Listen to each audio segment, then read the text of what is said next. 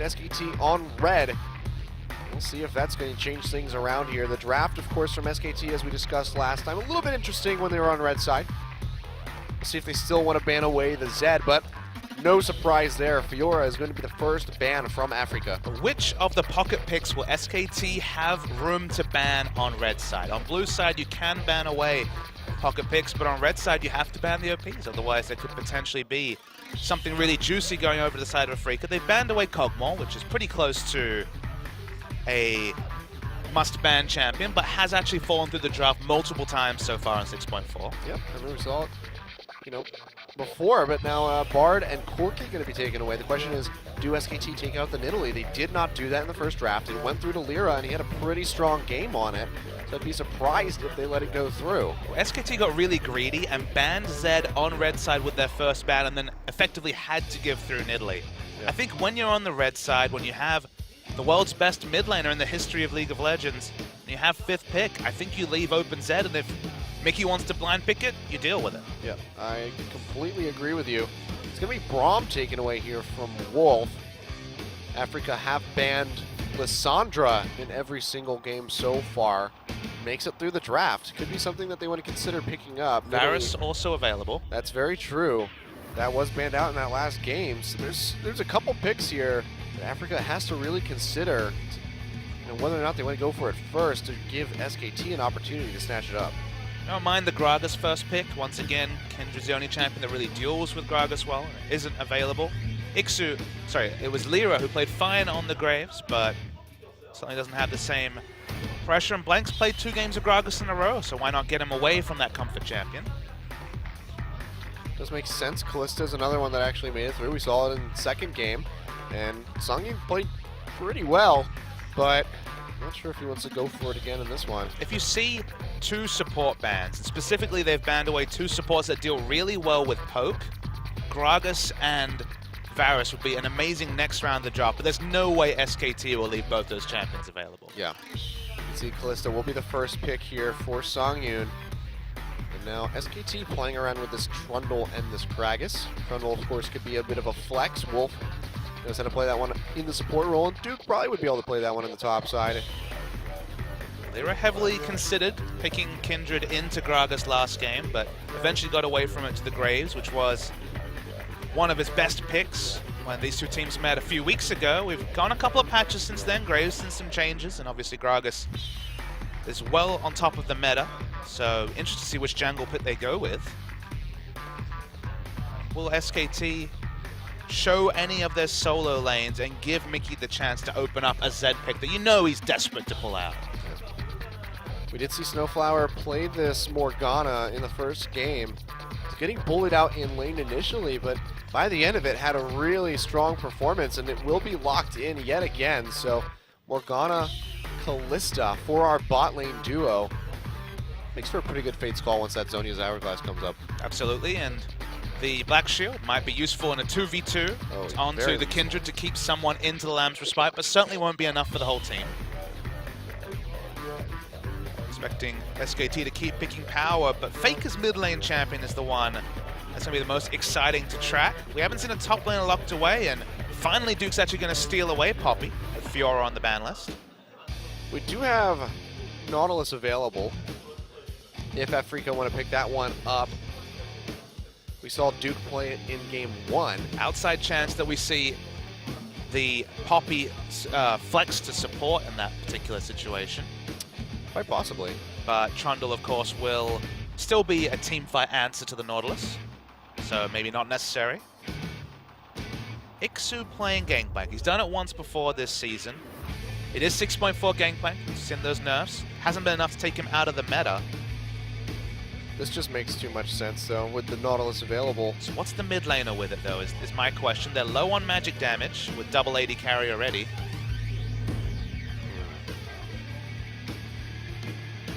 Well, looks like they might just completely ignore magic damage altogether and go for the virus. This does a little bit of mixed damage, and obviously on 6.4, the base damages for Nautilus is still respectable. But magic damage is what they're looking for. Wow, okay. They really pivot a long way from what they were considering. I don't know how I like this. There's not much of a tanky frontline whatsoever from Afreeca. Nope, no beef whatsoever. That is absolutely terrifying. Had Poppy as the sole frontman for their poke comp in game 1. Still elements of a poke comp in game 2, but feels like this comp doesn't really do anything well. They have the Gangplank, maybe he can split push, but it is a matchup that Gangplank seems to do pretty well against Poppy early, especially. I feel like that'll be just fine, but the 4-man group that's left in the 4-1 scenario is just so weak. Gragas gets the 1 barrel, Trundle gets the pillar, the engage starts, and Afreeca will just be cut down where they stand. So very, very squishy comp, and Lulu makes a lot of sense. Just close that distance onto the Lux and then take her out. Now, you want to kill one of my teammates? No, you're not allowed. Also, now you're a squirrel. Well, that was actually relevant in the last fight. Very relevant. Usually it's just Whimsy on a carry, but Polymorph for the CC actually was a factor, and it is going to be 3 games in a row for the Lulu, and there's poke comps and there's this comp, which is 4 poke champions and a late game carry, I guess? I don't know, Afreeca. I feel we've gone too far in the madness with this particular draft. Yeah, I do not, for what my opinion is worth, I do not like this draft whatsoever from Afreeca. I feel like you need to win so early on. But just run down the lineup. Like, even try to work. Gangplank, decent team fighter, decent in the matchup, actually pretty good in the matchup against Poppy. Kindred's great at kiting back. Lux is great at kiting back. Lux has great siege, but Kallista's not really a siege champion. You throw Morgana and she's going to instantly die. It's difficult to see how 4-1 works, how 5-man grouping works, and SKT, now with the Lulu and the teleport flanks, the double teleport advantage as well. I really worry for Afreeca because if they lose one fight, I feel they're going to lose every fight after that. Oh, absolutely. And if we have an early game like we did in that last one, I don't know if Afreeca is going to be able to turn that first blood around. Well, they don't have the luxury of letting Gangplank out to dry. This guy has the most expensive item build in the game, so they have to make sure they don't have another scenario where Ixu's just a watcher and Duke gets solo farm. All right, well, questionable draft here for Afreeca going up against SKT. Now 1-1, final game coming up as we get onto the Rift.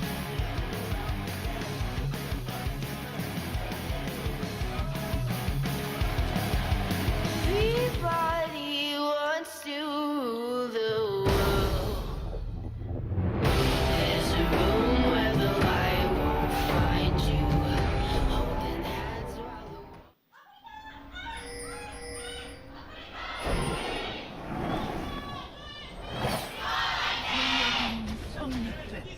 The game continues indeed. Afreeca Freecs and SKT onto the Rift with our fancy camera work coming out here right out the gates. SKT T1 fans finding a lot more voice after winning that game too. Yeah, pretty disheartened after that first one. Now willing to speak up and say, you know what, I am an SKT fan. They're sitting on the SKT side of the booth, and in general, the studio is full tonight. It's Friday night here in Korea, Yongsan. No surprise with the world champions playing. There's plenty of interest in this series, and we're going to a third game, which already is giving us so much joy. Yep. You can see, though, no one really making any kind of ballsy play like we saw earlier on, which cost SKT that first blood. So just going to be typical spread across the map. Looks like we are going to get standard lanes unless they decide to do a really late roam up, but should have Bang Wolf versus Songyun and Snowflower in that bot side. Minions spawning already. That's definitely going to look like standard lanes as far as we can see, but starting at a camp makes sense. In this world where you can't get deep vision down, you're still an element of surprise about where the lanes end up, so it's when the duo lane meets that we'll finally see the top laners enter top. Yep. So it's just going to be the Gromp start here for Lyra and the Krugs respectively for Blank. So they're going to have a mirrored start as they come from that top side of the map down into the bottom side of the jungle. That's why you don't even have to wait to see that. Because no one's there to pick up the minion wave, you know that lane swap hasn't been initiated, so can enter top. Full knowledge is, wow, Bang Wolf, already level 2. Oh yeah, taking a lot of damage here. That's already the flash away from Songyun. Really good stuff. Exhaust used by Wolf, but not nearly as valuable as Songyun's summoner spell. Good stuff by SKT, trying to make those aggressive plays and get that early lead. Songyun just now hitting level 2. Lucian better at pushing the wave. If he reaches it first, could just Q. Passive takes it down. Snowflower's low. Yeah, Wolf is going really aggressive here. Might actually be able to get a kill on the Snowflower. No Ignite, really. The binding does come through, however. If he had Ignite, that almost certainly would have been a dead Morgana. If he had Ignite, Sungin probably wouldn't have to flash at level 1 because it was the aggressive exhaust coming down. But Snowflower now has to use all his potions. So significant sustain advantage for SKT. Yeah, they just have complete control of this wave right now in this lane in the bot side, just trying to keep Sungin and Snowflower as far off as possible. Looks like Snowflower's trying to get a binding, but I don't know what kind of follow-up you'd really be able to offer onto it. It does allow for a free trade most of the time. You get a couple of autos and a Ren stack in, so just looking for poke, adding questions to the mind of Bang & Wolf. Lulu Luxmid, pick that hasn't seen that much success in Champions. It was good at the start of the season. Fly especially was looking great on the Champion, but since then, we've seen champions like Gragas and other CC top laners walk in, ult the Lux, push her out from the back line, and she dies instantly. That's always the reality of the champion. Yep. You can see Lyra taking away that Scuttle Crab just before Blank can arrive. So they're basically going to spot each other out.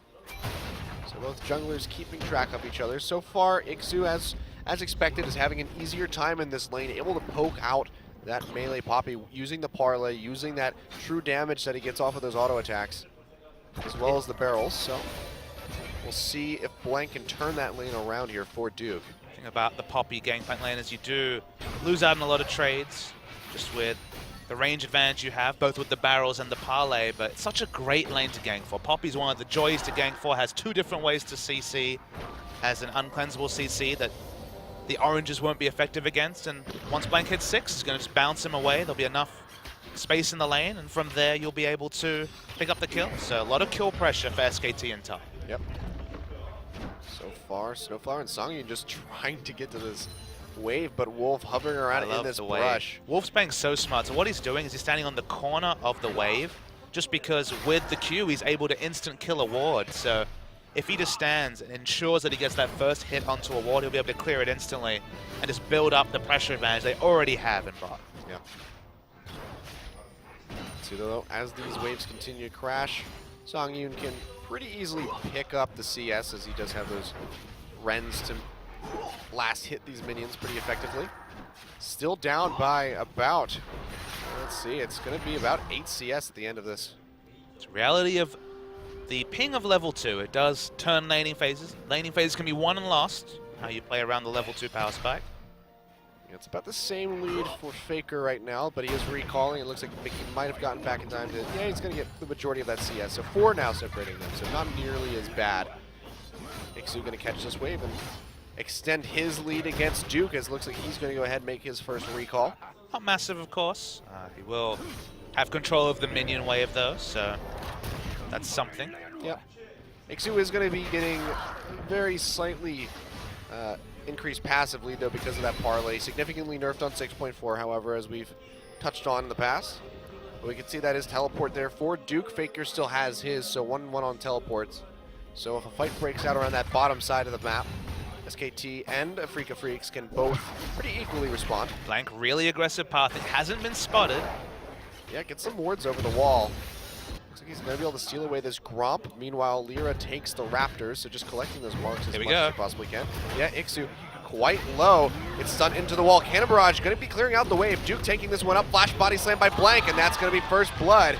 Not much more you can say about that one. Lyra coming around the sidelines is level 6, jumps on the Duke, and there's the laser from downtown. Mickey finds the kill. Lyra flashing over the barrel, should be able to finish off Blank, and he does. And just like that, Afreeca pick up 2 kills of their own. Yeah, I thought Lyra was completely out of position, but collapsed at the right time, and Mickey throwing the Hail Mary with the ult really made the difference. Yeah, really good stuff by Mickey, roaming up just far enough that he can get that final spark to hit. Finds himself that kill, and that's going to be pretty good for him to duel against Faker in this mid lane as he backs and gets more items. We can see he's got the Chalice actually coming through. And if I am not mistaken, we're seeing a very cheeky overstay in top by Ixu. He hasn't been spotted. He's been in that brush ever since. And now he's going to look for another wraparound gank. Level 6 now is Ixu. Yeah, we can see this replay here. Ixu going down, just sticking around a little too much. Maybe the Cannon Barrage on top of the tower might have been able to slow him up, but the Flash Body Slam by Blank, really solidifying that one. He just wasn't expecting Yeah. a tower dive. He was just looking to clear the wave and go back, but this was just a nice collapse. Good roam up by Mickey.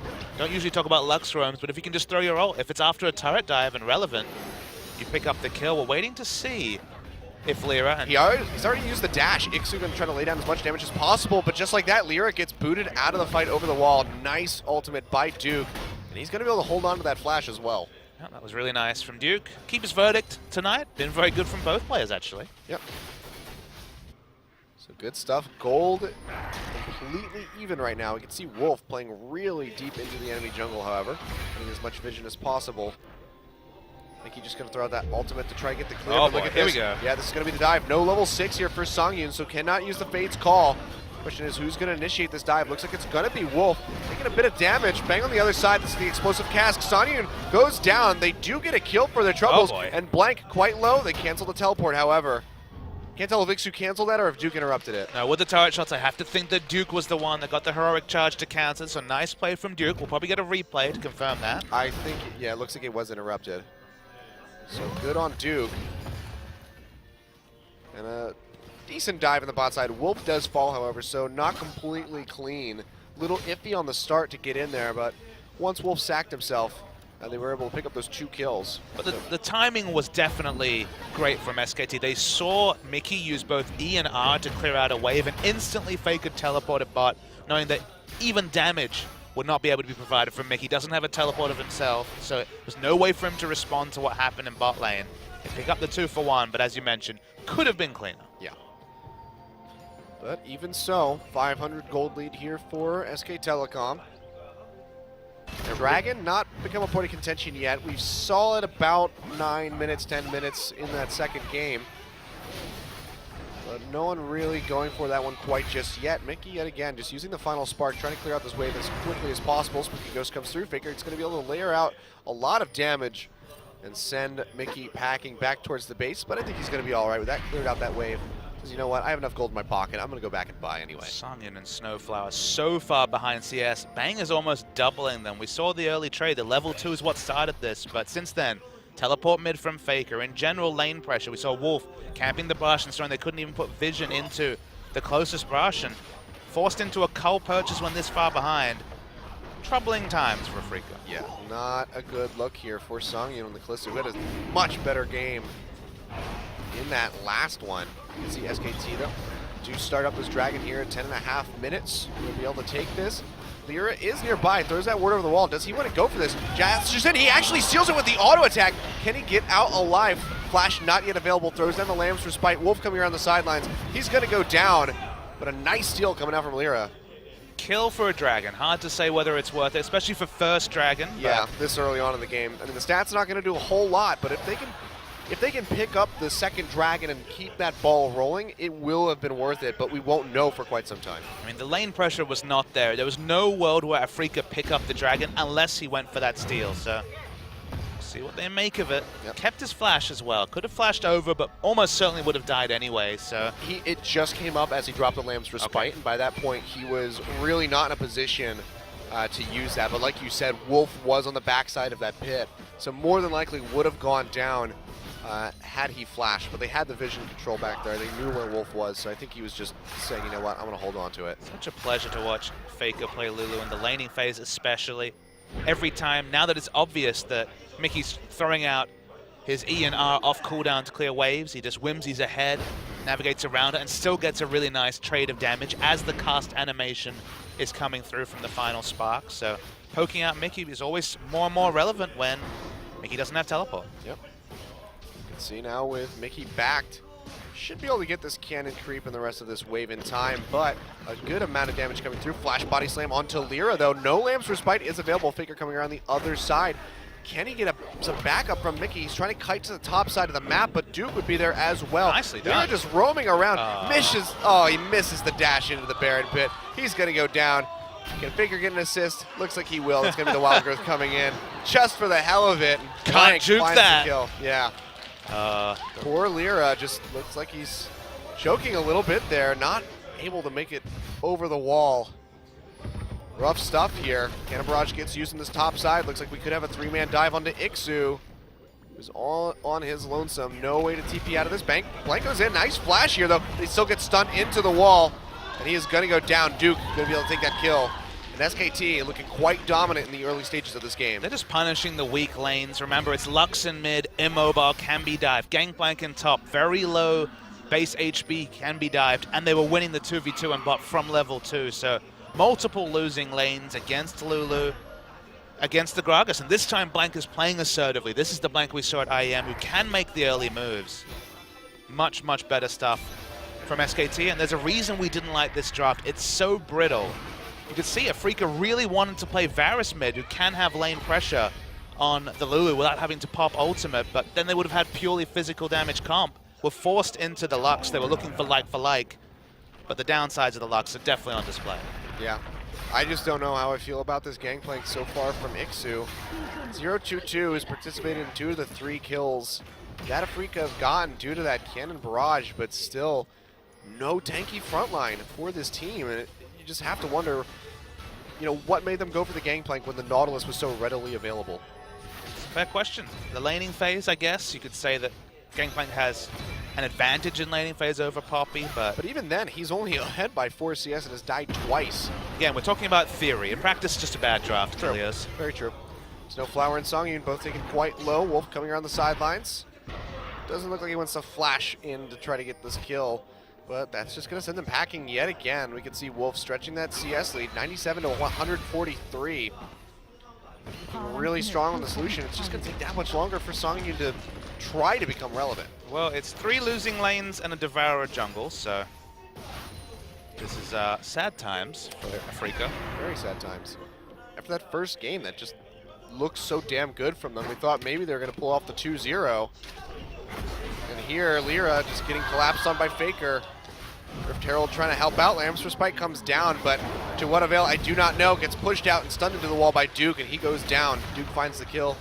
Ixu and Snowflower unable to collapse in time, and just like that, SKT say, oh, look at that. There's a Rift Herald here. Let's go ahead and take it. And there's just such an advantage already for SKT in every lane and in neutrals. Okay, the first dragon, but it was at a heavy cost for Afreeca to steal it away. Oh, Wolf coming around the side. Ixu getting stunned into the pillar, cleanses it off with the orange, throws out the cannon barrage, but there's not much more you can do. Wolf does take that kill away from the team, but that's about the best you're going to get if you're Afreeca. The first time in the night, it looks like. Oh, tries to throw out the root on a Faker, misses everything, and now Mickey flashes into the pit, into the tower. He goes down. And SKT looking like they're going to be able to close this one out pretty quickly. It's finally looking like SKTelecom T1, the double world champions, against Afreeca Freecs, the young upstarts who have good strategies, but in general do fall against the top sides. Finally, SKTelecom looking like that top side. Okay, they won game 2, but this is the early game from SKT that they have the potential to pull off. They're going really aggressive. Doesn't have Lambs for Spite. Well, and now Songyun coming in. They do root blank, but this is going to be the TP coming in from Duke as they re-engage. Fate's Call should take Snowflower to safety, and it does. Duke throws out the ultimate, boots his Callista away from the tower, and should be able to take this one down within the next wave. And this is silly time, Kilios. This is just, you know what? This is the competitive version of open mid. We've already won. Where you don't want to get banned from future OGN events, but Afreeca are just trying things. They're so far behind.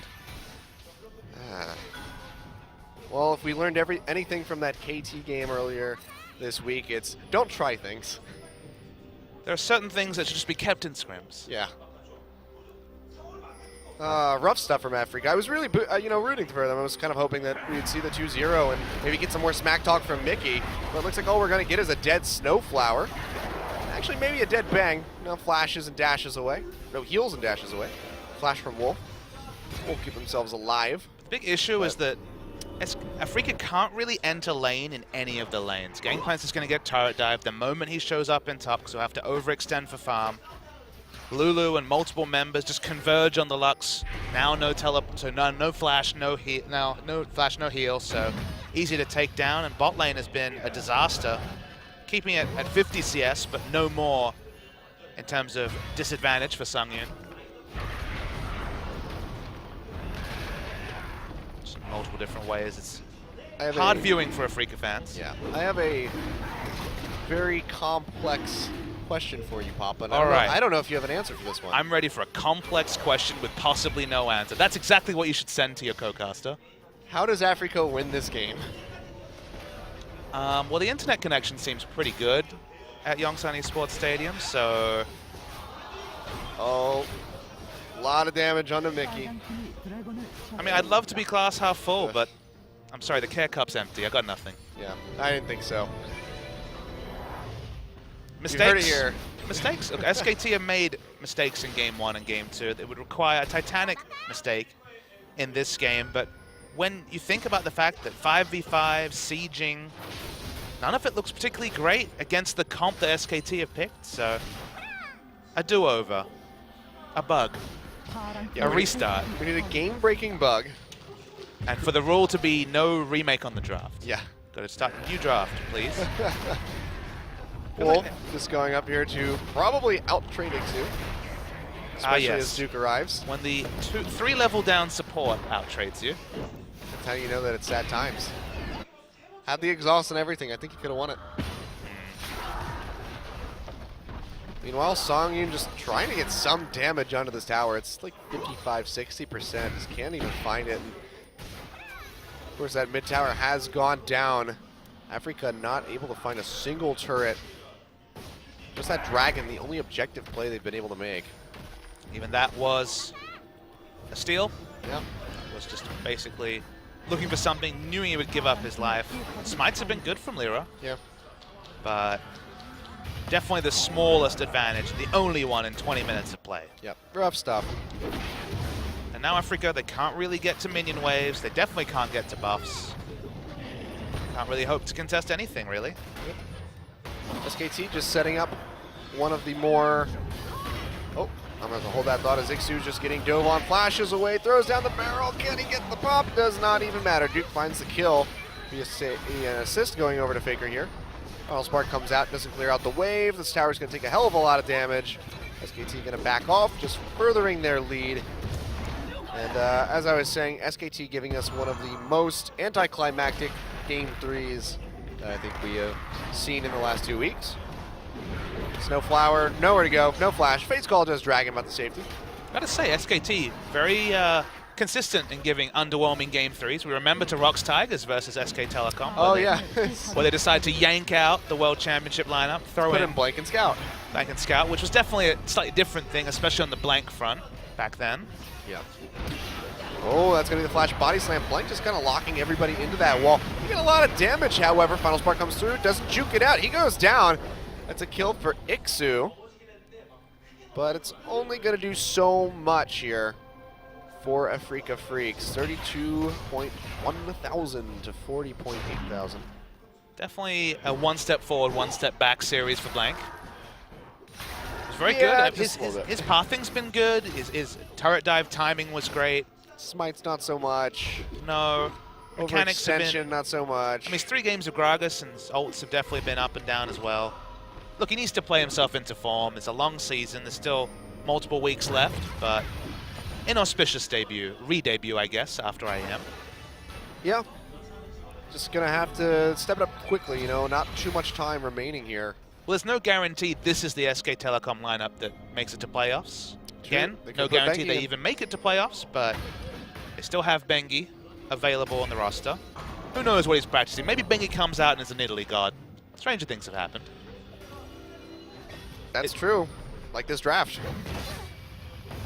Well, We've seen stranger drafts as well. that's true. There was a Pantheon blind pick last week, Yeah. Kilios. Oh, Coco.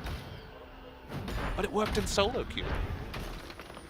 I forgot that Champions is the equivalent, the professional equivalent. of I don't know, solo that queue. game looked a lot like solo queue. It really did. The man drop deaths, the 060 Pantheon mid. Don't die on me, Achilles, coughing in the corner. I'm sorry, this game is just making me sick. Calm down.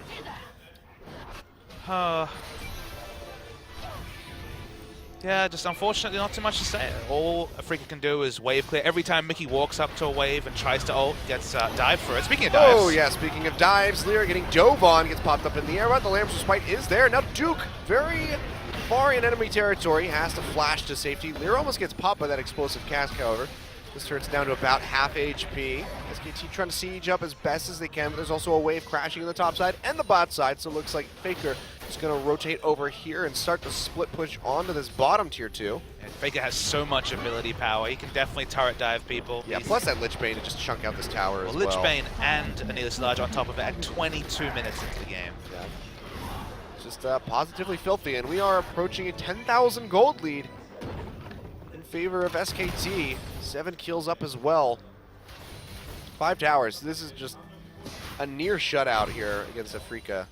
And the issue is, we come back to the draft, it's damage versus tankiness and engage, and we already weren't a fan, but the thing about damage is that damage is usually, in the history of League, been able to outpace tankiness. You pay more for tank stats than you do for damage stats. So my worry is that the fact that SKT are picking up snowball tank items before the damage is even built for Afreeca, just, I don't even know what a team fight looks like that they win, as Sungyun's dead.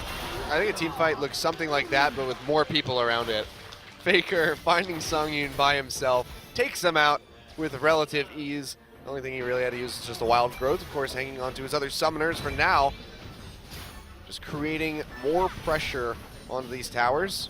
Third dragon has spawned here, and we can see Blank is already there to start this one up, and I don't think there's really anything Afreeca can do to try to contest this. Well, he could just solo it while SKT apply pressure in 3 lanes. Yep.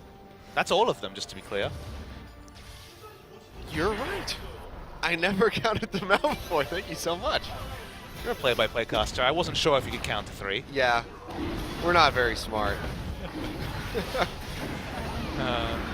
Apologies to play-by-play casters. Yeah, sorry, Doa. And everybody else. Right, Doa's not the only one. The only other one in the world. Only other one in Champions. Yeah. Monty sometimes, I guess. Yeah, well, not anymore. Unless I can help it. Doing a great job of denying the world, Monty. Not much more you can say about this game. You know what we can talk about, though? Have you seen that? No, you didn't see it, actually. I think we were talking about it a little bit earlier, that new Captain America trailer.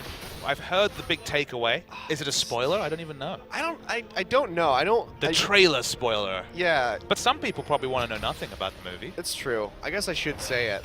Prominent superhero. But if you in it want to be surprised and you don't know anything about the movie yet, go look at the trailer. So what you're saying is it's a sick trailer. It's a pretty damn good. Why don't we talk about something that everyone in this cast can enjoy, and that's what Caster Jun talked about last week to us. Ah, yes, of course. So I was chomping on some Kokalkon before this particular game, and what we were told is that actually the Kokalkon Champions effect has been observed because they are the main sponsor of Champions this season. They've had a 15% increase in sales, and now they are the most sold snack in Korea. The most popular snack in all of Korea. I want to know what they were before that figure, though. Not too short. Duke, though, with that TP flank on the side, is completely going to surprise Afreeca Freak Slams. Respite comes down. Mickey just stuck in the middle of all this. Nowhere to go. He falls. Faker finds the kill. Lyra flashes the wall, but to no avail. Bang follows up, and he goes down. So far, it's a 2 for 0. SKT looking like they can do pretty much anything that they want on this map. 10 kills up, over 10,000 gold. And they're just going to go straight back over to this Baron. Afreeca, what do? Do they try to contest? Do they take their first tower in the mid lane? Well, they don't have Smite. Oh, there's Wolf. He's going to find Ixu. There is no Smite. The trophy comes down this time. Ixu has to flash the wall. Now it's just Snowflower and Songyun all in their lonesome. We can see these auto attacks barely doing anything. Ixu going to throw out the barrels. Does chuck, almost kills Bang, but to no avail. Faker finds Songyun, takes him down. Snowflower is going to fall as well as he gets stunned into the wall. Double kill for Faker. They stop the Baron, but they don't stop the bleeding. That was definitely in a different game, a sick quadra kill for Kalista, but when everyone has 4,000 health and 3 armor items, apparently it doesn't happen. Anything else to say Just there? the play of the Rune King and the Hurricane, not going to do enough for you on that Kalista. So just rough stuff. We'll take another look at this Slaughter. It's a really nice teleport flank from Duke. Oh yeah, well-placed ward. Comes in, puts up the W, no one's getting out. They're going to pick up at least 1 kill here onto Mickey, who is a Lux, so of course will die. Yep. They continue with the turret dive, and the thing is that SKT don't need to be clean when they're this far ahead. They just basically throw the knives at the wall, and eventually they'll pick up the kills. Oh, looks like we got Mickey getting 1v1 by Faker. Trading back and forth, Wild Growth, and the auto attack's gonna finish it off. And that's 7-0-7 here from Faker. Trying to net himself that MVP so he can have a little bit of a rebuttal. Are you ready for an MVP rebuttal interview? I can't wait. Oh, we got a, oh, okay. Fast forwarding through some non-action. I guess Trophy comes down to cut off Lyra and the rest of the team as they try to collapse onto this Baron, which is going to fall here. Blank does confirm that one with a smite. Afreeca, no one really nearby to try to take that one. Faker comes in with the TP, cancels it actually. Duke goes in, gets a big pop-up on the Ixu. Down below half HP though. Does have to retreat. Bang as well, taking a hell of a lot of damage on the backside of this fight. But the members of Afreeca are also quite low. Mickey coming up, will have that final spark available, but look at that damage from Faker. Just works right through Ixu. And just like that, SKT are looking to end this game before the 35-minute mark, maybe even the 30-minute mark if they can continue on with this push. Nice dash away by Bang of fades that Lux ultimate. Double binding comes across, but there's just no follow-up damage here for Freeca Freecs, and the base is just crumbling around them. With so many squishes on the side, Faker's an assassin on this, Lulu. Yes, he is. Landing those glitter lances, takes out Snowflower. Lyra with the Lamps Spike gets down, gets that heal. Just jump away. Blank taking a lot of stacks there from Songyun. We can see he doesn't even get through that shield that Faker threw on him. Just like that, inhibitor gone and Baron taken by SKT. Faker, Death Cap, Lich Bane, Void Star, Frost Queen's Claim. He goes back and buys a Rod of Ages at 29 minutes, because why not? Time to start stacking, I guess. Yeah, I mean, God, I hope that doesn't mean this game is going to go on for 10 more minutes, but you never know, I suppose. Faker just saying, it's not a Mana Magi's, it's a Mana Rod of Ages. So you know what happens? So the funny thing is, back in the day, you'd see people build a Magi's just because they're winning and they think the game's over. And they'd be like, oh, I had 1,400 gold. So maybe Faker was like, oh, I have 3,000 odd gold. Guess I'll build a Rod of Ages. I'm already unkillable. Let me What's the most, double down on that. What's the funnest item I can build with my gold? I would have liked a, I don't know. A Stinger? Yeah. Nashor's Tooth? Yeah, give me a Nashor's Tooth. Whalers built that unironically for LGD. They lost. LGD lost? Yep. Wow, that's surprising. Things that we thought would not be said unironically a year ago. Sorry, Marin. Well, his old teammates are going to win a series. It does look that way.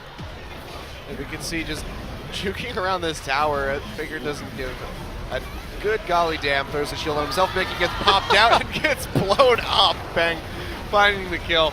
Blank taking a bit of damage here. Wolf as well. They're going to have to back off of this a little ways as Lyra is throwing down a decent amount of damage. But, yeah, I think this is wow. Ixu goes down. This is going to be the game. Duke just taking up both of these towers, just now getting down to half HP. First Nexus tower falls. Faker keeping everybody completely stuck inside the fountain. Wild Growth onto himself. Songyun gonna go down. There's the kill. Let's see if he can follow up with two more. Lamps Spike comes through to keep Snowflower and Lyra alive. Nexus falls, and just like that, SKT with a very crushing game 3. Taking out Afreeca Freecs, so no upset coming out of this one. And SKT are now going to be, you know, pushing up the standings. Pretty strong here. Look, they're making up some of their games. Remember, they've played less games than most of their opponents. They're going to push up towards the 5th place spot. 3 games of Faker Lulu, 3 games of Gragas from Blank. This was the carry game from Faker. And this was a return to form from SKT in Champions. Okay, they won IEM, but they haven't looked like a top team in Champions since they dismantled KT a month ago. Yeah. This is finally a welcome return to form, and if this is the SKTelecom from Game 3 that we see going forward, they are definitely still a threat for the playoffs. Absolutely. We do, of course, have to see how they perform against a team of higher caliber. And I believe we have that matchup coming next week against the Rocks Tigers, so that'll be a very interesting matchup to check out when that one rolls around. The only thing we know about SKT right now is that we can never assume anything. This is a new lineup. We thought plug in Duke, the MVP from Stream 2015, nothing will change. A lot has changed. They have struggled at times. They struggled, except they lost a game in this series. They struggled at times in Game 2. SKT are rewriting their narrative for 2016. It took till March, but they're looking better. Yep. And surprising enough, that was actually Songyun only doing about 1,000 damage less than Bang in that last game, but the members from SKT just so tanky that you just couldn't even tell that he was even outputting that much damage. Faker, though, absolutely destroying and doubling pretty much anybody else on his team with 30,000 damage. Next closest was Ixu, just below 20. Congrats to SKT. Welcome first win in 3 for SKTelecom. Yep, first win on 6.4 as well, so we'll see how they're going to develop moving forward on this patch. But we'll see when we come back. We're going to have an interview with our MVP. We'll see who it is.